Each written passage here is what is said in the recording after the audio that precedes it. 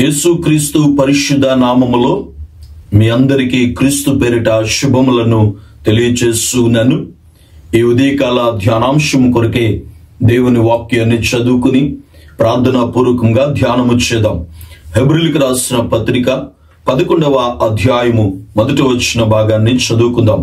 విశ్వాసం అన్నది నిరీక్షింపబడే వాటి యొక్క నిజ స్వరూపమును, అదృశ్యమైనవి ఉన్నవనుటకు రుజువునై ఉన్నది. దేవుడు తన పరిశుద్ధ వాక్యమును దీవించునుగాక. ఆమేన్.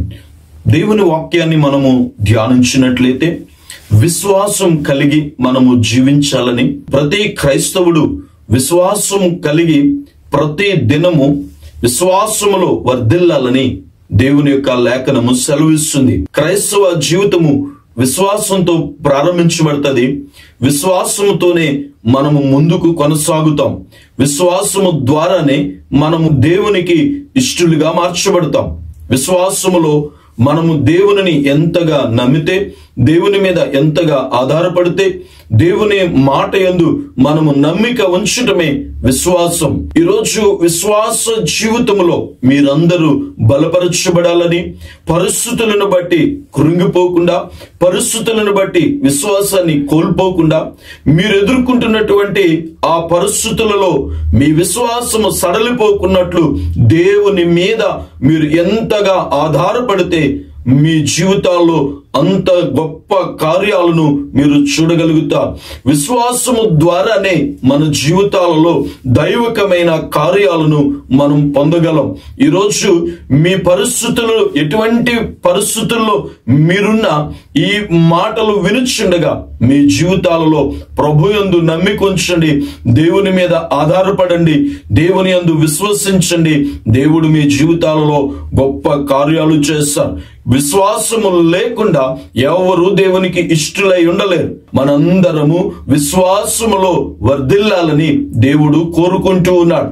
విశ్వాసములో మనం బలపరచబడాలని, విశ్వాసములో మనము బలపరచబడి ఆధ్యాత్మికంగా అభివృద్ధి చెందాలి అని దైవజనుడిగా ఈ మాటను మీకు జ్ఞాపకం చేస్తూ ఉన్నాను.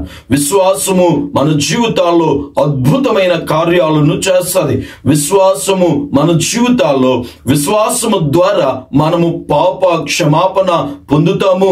ఎందుకు అని అంటే, నేను పాపిని అని నువ్వు నమ్మితే, నువ్వు విశ్వసిస్తే, దేవుని ఎదుట ఒప్పుకుంటే దేవుడు నీ పాపములను క్షమించే దేవుడు.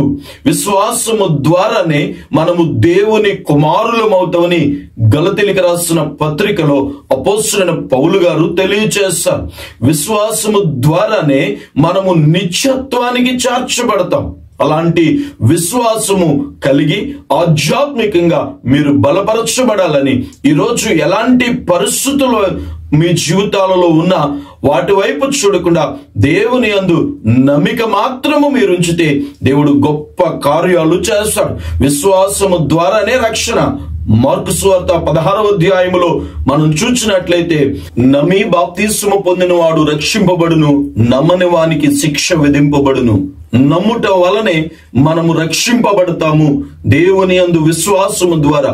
మన శక్తి, మన యుక్తి, మన బలము కాదు గాని దేవుని యందు నమ్మిక ఉంచటము ద్వారా, దేవుని యందు విశ్వాసం ఉంచటము ద్వారా మనము రక్షించబడతాం. విశ్వాసము ద్వారానే నీతిమంతుడు జీవిస్తాడు. మనందరి జీవితాల్లో దిన దినము మనము విశ్వాసములో అంతకంతకు వర్ధిల్లుతూ క్రీస్తులో మనము ముందుకు కొనసాగడానికి అట్టి విశ్వాసమును దేవుడు మనందరికీ ప్రసాదించునుగాక. ఆమేన్. ప్రార్థన చేసుకుందాం. మహాపరిశుద్ధుడును మమ్మల్ని మిక్కిలిగా ప్రేమిస్తున్న మా తండ్రి, ఈ ఉదయకాల ధ్యానాంశము వినుచున్న నా బిడ్డలందరి జీవితాల్లో అట్టి నమ్మిక, విశ్వాసమును మీరు దయచేయండి. ఎవరిలో అపనమ్మిక లేకున్నట్లు, ఎవరిలో అవిశ్వాసం లేకున్నట్లు మీరే దూరపరిచి ఇంకొన విశ్వాస జీవితంలో స్థిరపరిచిన ఆయన ఉన్నతమైన కార్యాలను మీరు జరిగించమని ప్రార్థన చేస్తున్నాను. వారు ఉన్న పరిస్థితుల వైపే చూస్తూ, వారు ఒకవేళ విశ్వాసాన్ని కోల్పోయి ఉంటే, విశ్వాసములో సన్నగిల్లిపోతే, ఈ ఉదయకాలం ఈ మాటల చేత వారిని ధైర్యపరిచి, విశ్వాసములో బలపరిచి ఉన్నతమైన కార్యాలను చేసి ఈ దినమంతయు వారి జీవితాలలో మీ కృపను దయచేసి మీరే బలపరిచి గొప్ప కార్యాలు చేసి మహిమ పొందమని యేసు నామములో ఈ మనవులు అడుగుచున్నాను పరమ తండ్రి. ఆమేన్.